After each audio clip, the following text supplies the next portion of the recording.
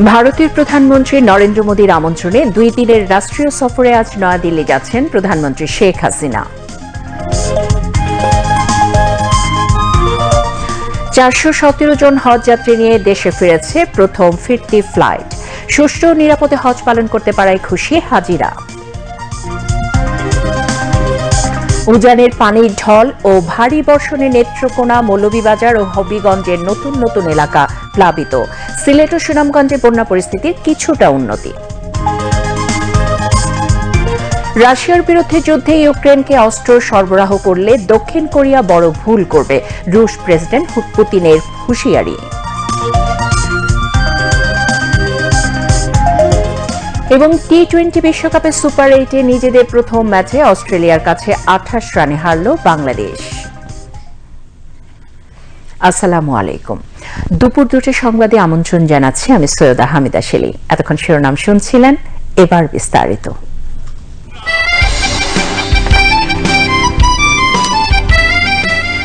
দুর্নীতিবাদদের বিরুদ্ধে আমাদের সংগ্রাম শুরু করতে হবে। এই দুর্নীতিবাদদের কোনদিন সরকারি আইন করে দুর্নীতিবাদ দমন করা সম্ভব নয় জনগণের সমর্থন ছাড়া। আজকে আমি বলবো, বাংলার জনগণকে 1 নম্বর কাজ হবে যে দুর্নীতিবাদদের বাংলার মাটিকে উৎখাত করতে হবে। আমি আপনাদের সাহায্য চাই। ভারতের প্রধানমন্ত্রী নরেন্দ্র মোদীর আমন্ত্রণে দেশটিতে রাষ্ট্রীয় সফরে যাচ্ছেন প্রধানমন্ত্রী শেখ হাসিনা।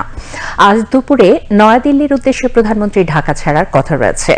বিজেপি নেতৃত্বাধীন জোট টানা তৃতীয়বারের মতো সরকার গঠনের পর ভারতে কোন সরকার প্রধানের এটিই প্রথম দ্বিপাক্ষিক সফর। প্রধানমন্ত্রীর প্রেস উইংয়ের এক সংবাদ বিজ্ঞপ্তিতে জানানো হয়েছে, 2 দিনের সফরে ভারতের প্রধানমন্ত্রীর সঙ্গে দ্বিপাক্ষিক বৈঠক করবেন শেখ হাসিনা। সফরকালে উভয় দেশের মধ্যে বিদ্যমান দ্বিপাক্ষিক সম্পর্ক আরও জোরদারে বেশ কিছু চুক্তি ও সমঝোতা স্মারক স্বাক্ষরিত হবে।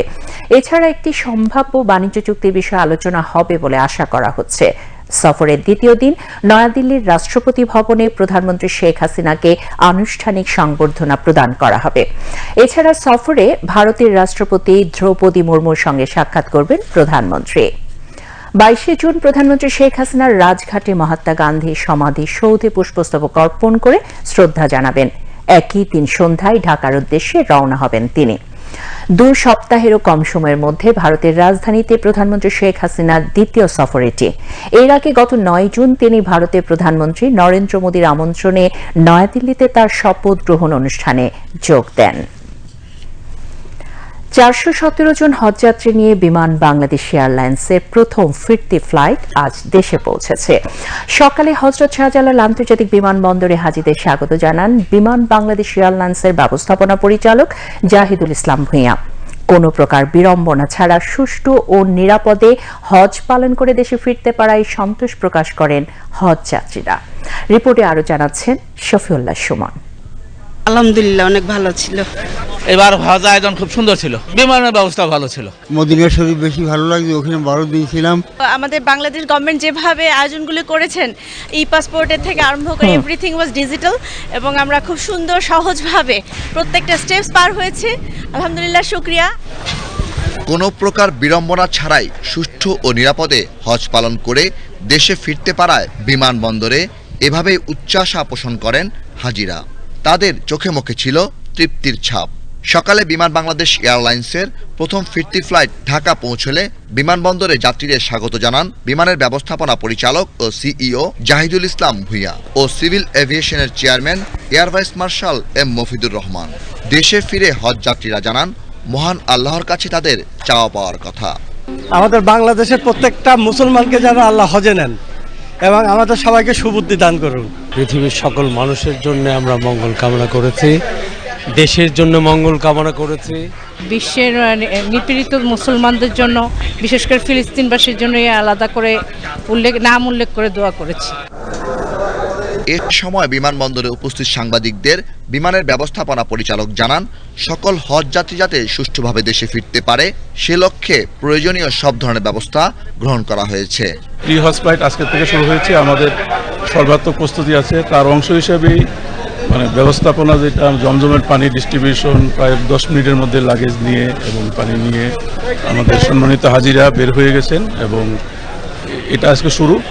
তো এইভাবেই আমরা আমাদের সর্বাত্মক প্রস্তুতি রাখবো এবং সম্মানিত হাজিদের যাতে সুযোগ সুবিধা তাদের যে কমফোর্ট যাতে বজায় থাকে সেই প্রচেষ্টা অব্যাহত থাকবে। বিমান বাংলাদেশ এয়ারলাইন্স ছাড়াও ফ্লাইনাস ও গালফ এয়ারে আজ দেশে ফেরেন হাজিরা। শফিউল্লাহ সুমন, বাংলাদেশ টেলিভিশন, ঢাকা। সিলেট ও সুনামগঞ্জে বন্যা পরিস্থিতির কিছুটা উন্নতি হয়েছে, তবে উজানের পানির ঢলে মৌলভীবাজার, হবিগঞ্জ, সিরাজগঞ্জ এবং বগুড়ার নতুন নতুন এলাকা প্লাবিত হয়েছে। এছাড়া পাহাড়ি ঢল ও ভারী বর্ষণে নেত্রকোনার 3টি উপজেলায় পানি বৃদ্ধি অব্যাহত রয়েছে। এদিকে বন্যার্থদের মাঝে ত্রাণ বিতরণ অব্যাহত রেখেছে জেলা প্রশাসন। জেলা প্রতিনিধিদের পাঠানো তথ্য ছবিতে ডেস্ক রিপোর্ট। সুরমা, কুশিয়ারা সহ সবকটি নদীর পানি কমতে শুরু করায় সিলেটে বন্যা পরিস্থিতির উন্নতি হয়েছে। জলমগ্ন হয়ে থাকা সিলেট নগর এলাকার পানি নেমেছে।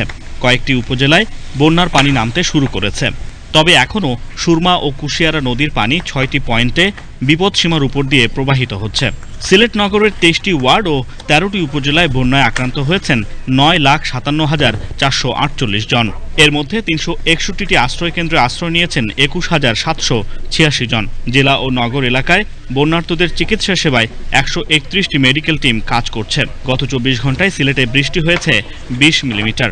সকালে সিলেটে সুরমা নদী এলাকা পরিদর্শন করেন পানি সম্পদ প্রতিমন্ত্রী জাহিদ ফারুক। এ সময় সিলেট 3 আসনের সংসদ সদস্য হাবিবুর রহমান হাবিব ও সিলেট সিটি কর্পোরেশনের মেয়র আনোয়ারুজ্জামান চৌধুরী উপস্থিত ছিলেন।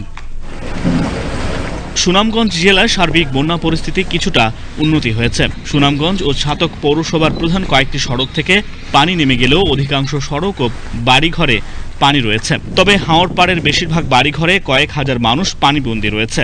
সুরমা নদীর পানি সুনামগঞ্জের কাছে বিপদসীমার 8 সেন্টিমিটার উপর দিয়ে প্রবাহিত হচ্ছে। দুর্যোগ ব্যবস্থাপনা ও ত্রাণ মন্ত্রণালয়ের পক্ষ থেকে 995 মেট্রিক টন চাল, 52,000 প্যাকেট শুকনো খাবার, 8.5 লক্ষ টাকা শিশু খাদ্য ও গবাদি পশু খাদ্যের জন্য 8.5 লক্ষ টাকা বরাদ্দ দেওয়া হয়েছে। মৌলভীবাজারে বন্যা পরিস্থিতির অবনতি হয়েছে। নির্মাঞ্চলে বিভিন্ন নতুন নতুন এলাকা প্লাবিত হয়েছে। বিভিন্ন সড়ক পানির নিচে তলিয়ে গেছে। মানুষের বাড়ি ঘরে পানি উঠেছে। এদিকে গতকাল সদর উপজেলার চাঁদনীঘাট ইউনিয়নের শ্যামরাকানা এলাকায় পানিতে ডুবে এক শিশু ও এক কিশোরের মৃত্যু হয়েছে। বন্যার পানিতে মৌলভীবাজার শমশের নগর সড়কের বিভিন্ন অংশ পানিতে তলিয়ে গেছে। ফলে ওই সড়কে যানবাহন চলাচল কঠিন হয়ে পড়েছে। বড়লেখা ও জুড়ি উপজেলায় ভারী বর্ষণ ও উজান থেকে নেমে আসা ঢলে হাওরের পানি বৃদ্ধি পেয়েছে। এতে বন্যা পরিস্থিতি ভয়াবহ রূপ ধারণ করেছে। সিরাজগঞ্জে যমুনা নদীতে গত কয়েকদিন ধরে পানি বাড়া অব্যাহত রয়েছে। গত 24 ঘন্টায় সিরাজগঞ্জ যমুনা নদীর হার্ট পয়েন্টে 20 সেন্টিমিটার পানি বেড়ে বিপদসীমার 93 সেন্টিমিটার নিচ দিয়ে প্রবাহিত হচ্ছে। এদিকে পানি বাড়ার চাপে জেলার নিম্নাঞ্চলের নতুন নতুন এলাকা বন্যার পানিতে তলিয়ে যেতে শুরু করেছে। ভাঙন আতঙ্ক বিরাজ করছে যমুনা পাড়ের চোহালি, শাহজাদপুর, কাজীপুর উপজেলার মানুষের মধ্যে। উজান থেকে নেমে আসা পানিতে বগুড়ার সবকটি নদ নদীর পানি বৃদ্ধি পেয়েছে। জেলার সারিয়াকান্দি ও ধনুটের শহরাবাড়ি পয়েন্টে হঠাৎ করে পানি বৃদ্ধি পাওয়ায় আতঙ্কে দিন কাটাচ্ছে নদী পাড়ের মানুষেরা। ইতোমধ্যে যমুনা, করতোয়া, বাঙালি এবং ইছামতি নদীর পানি বৃদ্ধি পাওয়ায় নিম্নাঞ্চল এবং ফসলি জমি তলিয়ে গেছে।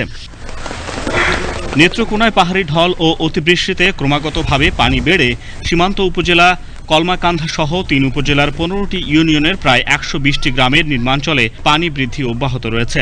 উদ্বাখালী নদীর পানি কলমাকান্ধা পয়েন্টে আজও বিপদসীমার 40 সেন্টিমিটার উপর দিয়ে বইছে।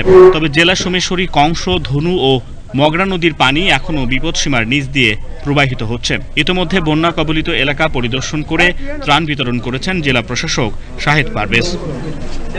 কুমার বিশ্বজিৎ রায়, ডেস্ক রিপোর্ট, বাংলাদেশ টেলিভিশন। সিলেটের দক্ষিণ সুরমা এলাকায় সুরমা নদীর তীরবর্তী ঝুঁকিপূর্ণ বড়ইকান্দি বিদ্যুৎ সাবস্টেশন এলাকা আজ পরিদর্শন করেছেন পানি সম্পদ প্রতিমন্ত্রী জাহিদ ফারুক। এই সময় তিনি নদীর পানি যাতে বিদ্যুৎ কেন্দ্রে প্রবেশ করতে না পারে সেজন্য পানি উন্নয়ন বোর্ডের মাধ্যমে প্রকল্প গ্রহণের আশ্বাস দেন। পরে প্রতিমন্ত্রী দক্ষিণ সুরমা উপজেলায় বন্যা দুর্গতদের মাঝে ত্রাণ সামগ্রী বিতরণ করেন।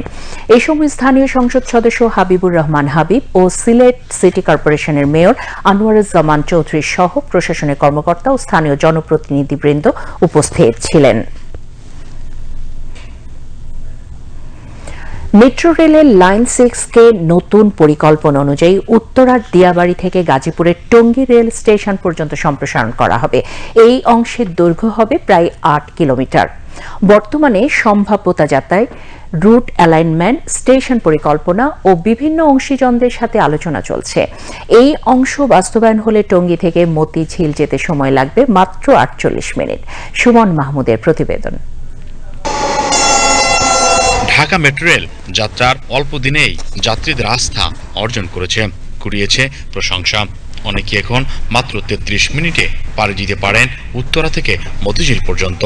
মেট্রো রেল লাইন 6-কে আশুলিয়া পর্যন্ত সম্প্রসারণ করার পরিকল্পনা থাকলেও বর্তমানে সেখানে ঢাকা আশুলিয়া উড়াল সড়ক নির্মাণ হওয়ার কারণে সরকার এবার মেট্রো লাইন 6-কে উত্তরার দিয়াবাড়ি থেকে টঙ্গী পর্যন্ত সম্প্রসারণ করতে যাচ্ছে। বর্তমানে এই অংশে সম্ভাব্যতা যাচাই, রুট অ্যালাইনমেন্ট, স্টেশন নির্মাণ পরিকল্পনা সহ নানা ধরনের কাজ চলছে।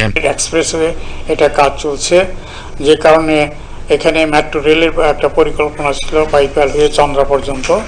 যেহেতু ঢাকা আশুলিয়া এলিভেটেড এক্সপ্রেসওয়ের কাজ চলছে, সে কারণে টঙ্গী গাজীপুর জনগণকে মেট্রো সুবিধা প্রদানের জন্য আমরা এই চিন্তা ভাবনা করে আগাচ্ছি এবং স্টাডিটা আমরা শুরু করেছি। আনুমানিক 8 কিলোমিটার, কিন্তু এটা ডিটেল বা একজাক্ট লেংথ আমরা জানতে পারবো স্টাডি সম্পন্ন হওয়ার পর। স্টেশনের ব্যাপারে আমাদের এখনো কোনো সিদ্ধান্ত হয়নি। দিয়াবাড়ি থেকে টঙ্গী পর্যন্ত এই অংশের দৈর্ঘ্য হবে প্রায় 8 কিলোমিটার। আর টঙ্গী স্টেশন ও মূল সড়ককে সংযুক্ত করতে পারলে এই অঞ্চলের মানুষের সুবিধা যেমন বাড়বে, তেমনি যানজটও কমবে। আর বিশ্লেষকরা বলছেন মেট্রো রেল উত্তরা থেকে মতিঝিল রুটের যানজট নিরসনে অবদান রাখছে। তবে যখন টঙ্গী পর্যন্ত বাস্তবায়িত হবে, তখন গাজীপুর ও এর আশেপাশ এলাকায় এর আবেদন আরো বাড়বে। টঙ্গী পর্যন্ত যে বর্ধিত করার একটি প্রস্তাব এসেছে, এটি অত্যন্ত ইতিবাচক। তবে ফিজিবিলিটি স্টাডি বা সম্ভাব্যতা যাচাই এটা কিন্তু পরিপক্ক হতে হবে। তো ঢাকার মধ্যে আসলে জীবন ব্যয়টা অনেক বেশি, অনেকে কিন্তু আসলে ঢাকার পেরিফেরিতে যেতে চান। তো সেক্ষেত্রে আসলে আমি মনে করি যে পরোক্ষভাবে একটা বিকেন্দ্রীকরণের সুযোগ এখানে তৈরি হবে। গাজীপুর, টঙ্গী, এটা একটা বিভিন্ন গার্মেন্টস ইন্ডাস্ট্রিজ আছে, প্রচুর যাত্রী আছে, এবং ময়মনসিংহ, কিশোরগঞ্জ বিভিন্ন এলাকার যাত্রী টঙ্গী হয়ে আসে, এবং টঙ্গী একটা রেল স্টেশনও আছে। যে কারণে এই সেকশনটা আমরা করতে পারলে জনগণের বিরাট উপকার হবে বলে আমরা আশা করতেছি। বর্তমানে টঙ্গী থেকে মতিঝিল বা ফার্মগেট আসতে সময় লাগে 2 থেকে 3 ঘন্টা। আর যখন মেট্রো রেল টঙ্গী থেকে চালু হবে, তখন মতিঝিল পর্যন্ত আসতে সময় লাগবে মাত্র 48 মিনিট বলে জানিয়েছেন সংশ্লিষ্টরা। সুমন মাহমুদ, বাংলাদেশ টেলিভিশন, ঢাকা। বৈধ উপায়ে রেমিটেন্স পাঠিয়ে দেশের অর্থনীতিতে অবদান রাখা ও আইনানুগ কাজের মাধ্যমে দেশের মর্যাদা বৃদ্ধির জন্য সৌদি প্রবাসী বাংলাদেশিদেরকে অভিনন্দন জানিয়েছেন পররাষ্ট্রমন্ত্রী এবং আওয়ামী লীগের যুগ্ম সাধারণ সম্পাদক ডক্টর হাসান মাহমুদ। প্রবাসীদের জন্য বিশেষ পেনশন স্কিম, অফশোর ব্যাংকিং ও প্রবাসী ব্যবসায় মালিকানা নিয়ে গুরুত্বপূর্ণ নির্দেশনাও দিয়েছেন পররাষ্ট্রমন্ত্রী। সৌদি আরবে পবিত্র হজ পালন শেষে গতকাল সন্ধ্যায় মদিনার স্থানীয় একটি হোটেলে মদিনা প্রবাসী বাংলাদেশিদের সঙ্গে মত বিনিময়কালে পররাষ্ট্রমন্ত্রী এই নির্দেশনা দেন। সৌদি আরবে বাংলাদেশের রাষ্ট্রদূত মোহাম্মদ জাভেদ পাটোয়ারি, জেদ্দায় নিযুক্ত কনসাল জেনারেল মোহাম্মদ নাজমুল হক সহ প্রবাসী বাংলাদেশিরা সভায় উপস্থিত ছিলেন। এবারে আন্তর্জাতিক সংবাদ। রাশিয়ার বিরুদ্ধে যুদ্ধে ইউক্রেনকে অস্ত্র সরবরাহ করলে দক্ষিণ কোরিয়া বড় ভুল করবে বলে সতর্ক করেছেন রুশ প্রেসিডেন্ট ভ্লাদিমির পুতিন। ভিয়েতনাম সফররত পুতিন বলেন, সিউল ইউক্রেনকে অস্ত্র সরবরাহের সিদ্ধান্ত নিলে রাশিয়া যে সিদ্ধান্ত নেবে তা দক্ষিণ কোরিয়ার জন্য সুখকর হবে না। রুশ প্রেসিডেন্ট ভ্লাদিমির পুতিন এমন এক সময়ে এই মন্তব্য করলেন যখন উত্তর কোরিয়া ও রাশিয়ার মধ্যে সম্প্রতি স্বাক্ষরিত একটি চুক্তির প্রতিক্রিয়ায় দক্ষিণ কোরিয়া ইউক্রেনকে অস্ত্র সরবরাহের কথা বিবেচনা করছে। এর আগে সিউল রাশিয়া এবং উত্তর কোরিয়ার মধ্যে স্বাক্ষরিত আগ্রাসনের ক্ষেত্রে পারস্পরিক সহায়তা চুক্তির নিন্দা জানায় এবং তা দক্ষিণ কোরিয়ার জাতীয় নিরাপত্তার জন্য হুমকি বলে মন্তব্য করেন। তাছাড়া দক্ষিণ কোরিয়ায় নিযুক্ত রুশ রাষ্ট্রদূতকে তলব করে এই বিষয়ে প্রতিবাদ জানানোর সিদ্ধান্ত নিয়েছে দক্ষিণ কোরীয় কর্তৃপক্ষ। এর আগে দক্ষিণ কোরিয়া ইউক্রেনকে মানবিক সহায়তা প্রদান করলেও সামরিক সহায়তা প্রদানে বিরত ছিল। দক্ষিণ কোরিয়ার সাথে সীমান্ত এলাকায় দেয়াল নির্মাণ করছে উত্তর কোরিয়া। কৃত্রিম উপগ্রহ থেকে তোলা ছবিতে এই দৃশ্য দেখা গেছে। বিবিসি জানিয়েছে, উত্তর এবং দক্ষিণ কোরিয়ার সীমান্তবর্তী অসামরিক অঞ্চলে এই দেয়াল নির্মাণ করছে উত্তর কোরিয়া। বিশ্লেষকরা বলছেন, অসামরিক এলাকায় দেয়াল নির্মাণ উত্তর এবং দক্ষিণ কোরিয়ার মধ্যে দীর্ঘমেয়াদী যুদ্ধবিরতির চুক্তির লঙ্ঘন। উল্লেখ্য, উত্তর এবং দক্ষিণ কোরিয়ার মধ্যে 4 কিলোমিটার প্রশস্ত একটি নিরপেক্ষ এলাকা বা বাফার জোন রয়েছে। উত্তর এবং দক্ষিণ কোরিয়া উভয় দেশ এই বাফার জোনে নিজেদের অংশ নিয়ন্ত্রণ করে থাকে। তবে সাম্প্রতিককালে বাফার জোনে উত্তর কোরিয়ার দেয়াল নির্মাণকে অস্বাভাবিক হিসেবে বর্ণনা করেছেন বিশেষজ্ঞরা। উল্লেখ্য, উত্তর এবং দক্ষিণ কোরিয়া এখনো কোনো শান্তি চুক্তি স্বাক্ষর করেনি, তাই কার্যত বলা যায় উভয় দেশ যুদ্ধের মধ্যেই রয়েছে। গাজায় গত 24 ঘন্টায় ইসরায়েলি বাহিনীর হামলায় আরও 8 ফিলিস্তিনির প্রাণহানি ঘটেছে।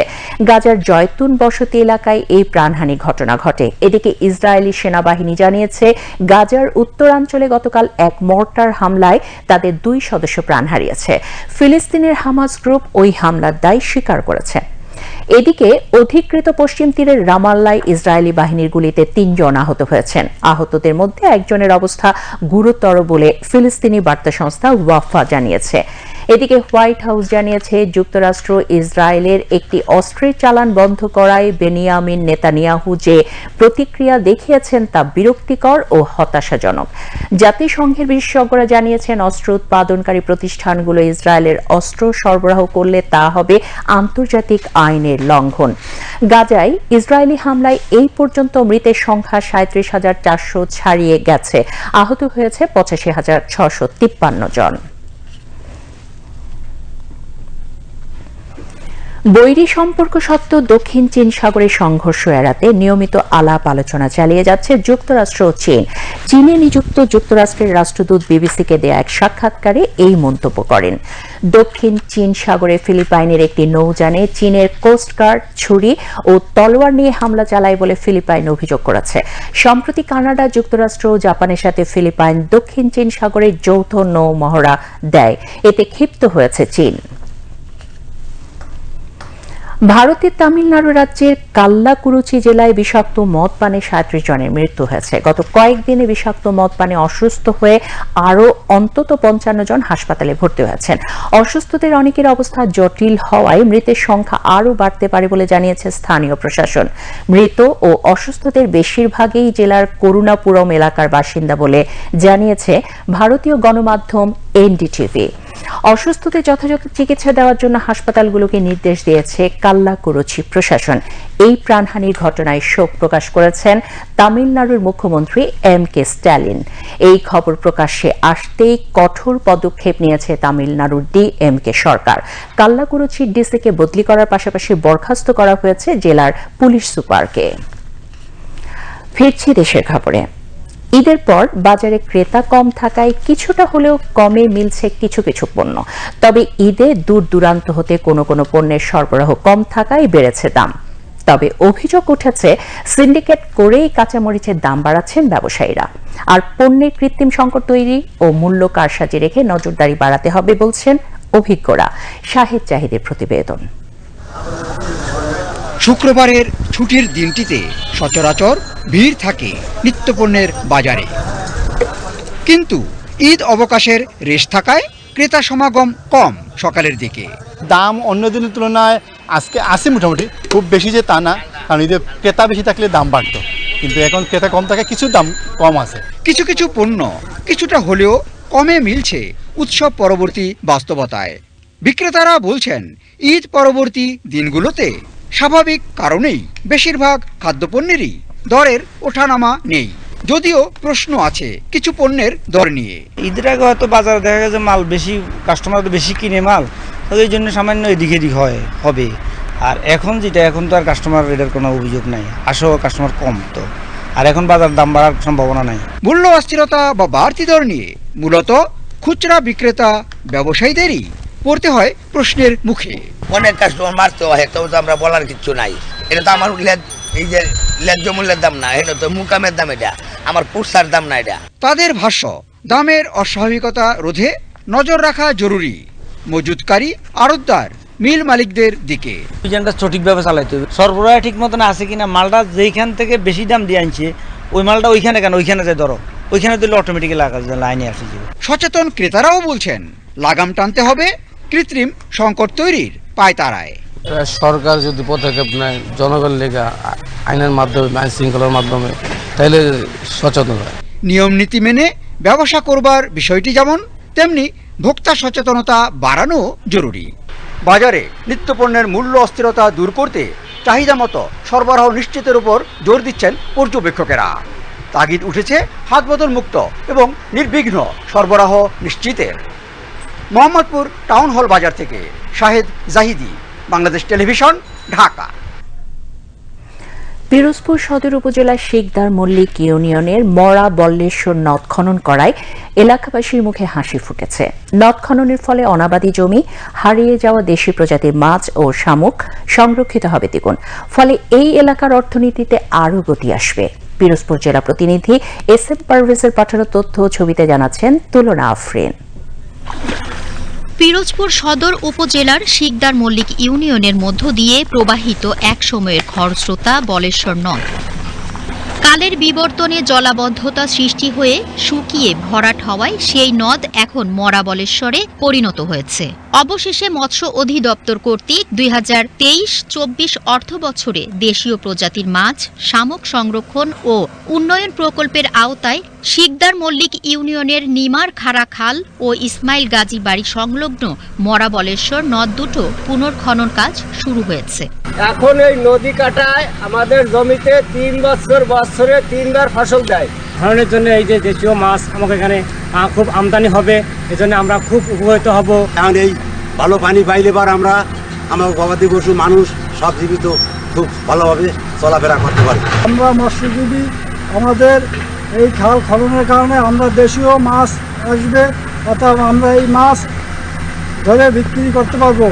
মৎস্য কর্মকর্তা জানায় মরা বলেশ্বর নদ ও নিমার খাড়া খাল দুটি খননের কাজ যথাসময়ে সম্পন্ন হলে এখানে মাছের অভয়াশ্রম গড়ে তোলা হবে এবং মাছের প্রজনন মৌসুমে বংশবিস্তারে সহায়ক হবে। এছাড়া এই এলাকার সাধারণ মানুষ, কৃষিজীবী, মৎস্যজীবী সহ ইউনিয়নের প্রায় 40,000 মানুষ প্রত্যক্ষ ও পরোক্ষভাবে উপকৃত হবেন। স্থানীয় মাছের চাহিদা পূরণ হবে এবং ব্যাপক আকারে মাছের উৎপাদন বৃদ্ধি হবে। ফলে আমাদের যে দরিদ্র মৎস্যজীবী তারা স্বাবলম্বী হবে এবং লাভবান হবে। এক ফসলি জমি তারা 3 ফসলে রূপান্তর করতে পারবে। গ্রীষ্ম মৌসুমে নদ, নদী ও খালের পানি শুকিয়ে যাওয়ায় সৃষ্টি হতো ডায়রিয়া সহ নানা পানিবাহিত রোগ। কিন্তু খালে এখন সব সময় পানি প্রবাহ অব্যাহত থাকায় পানি শূন্যতা যেমন হবে না, তেমনি সাশ্রয় হবে অন্তত কোটি টাকার অর্থ, এমনটাই আশাবাদ সংশ্লিষ্টদের। তুলনা আফরিন, বাংলাদেশ টেলিভিশন। এবারে কৃষি সংবাদ।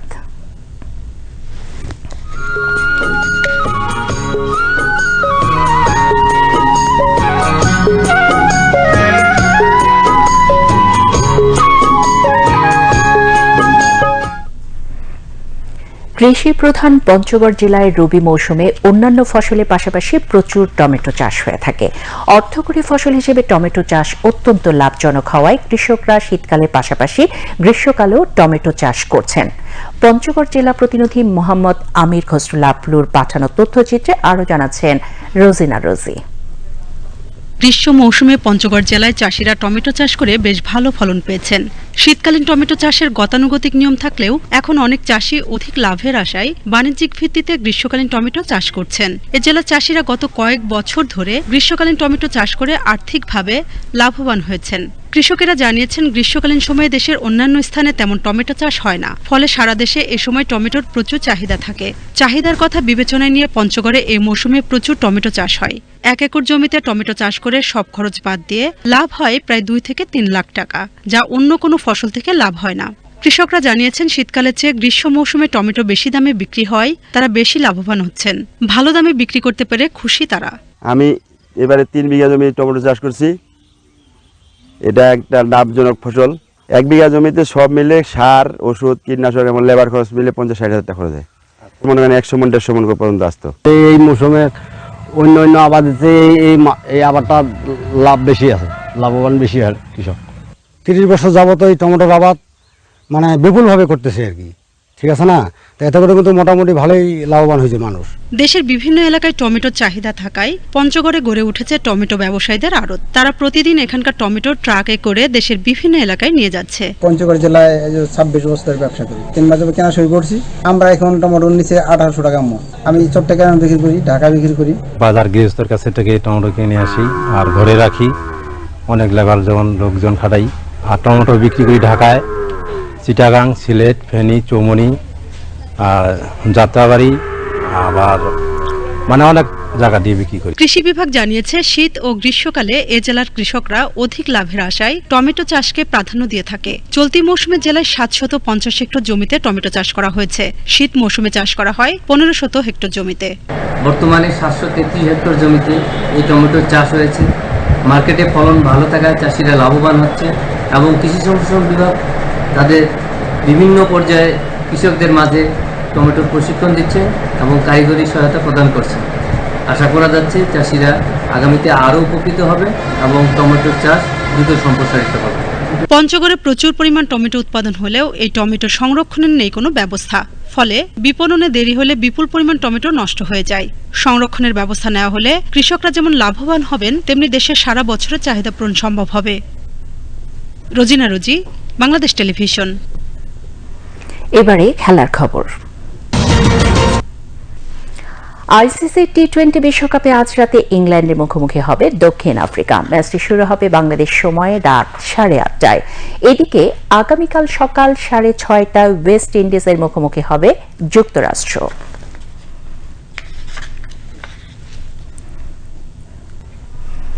দুপুরে সংবাদ শেষ করার আগে শিরোনামগুলো জানিয়ে ফিরব আরও একবার।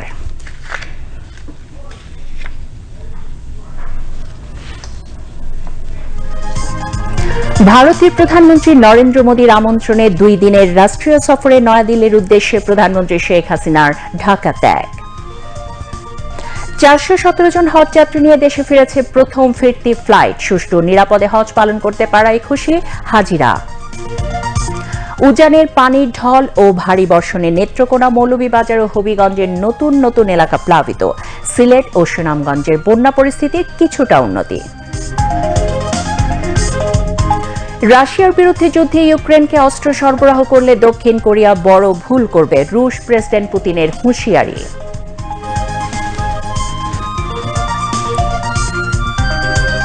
এবং টি-20 বিশ্বকাপে সুপার 8-এ নিজেদের প্রথম ম্যাচে অস্ট্রেলিয়ার কাছে 28 রানে হারল বাংলাদেশ। খবর শেষ হলো। খোদা হাফেজ।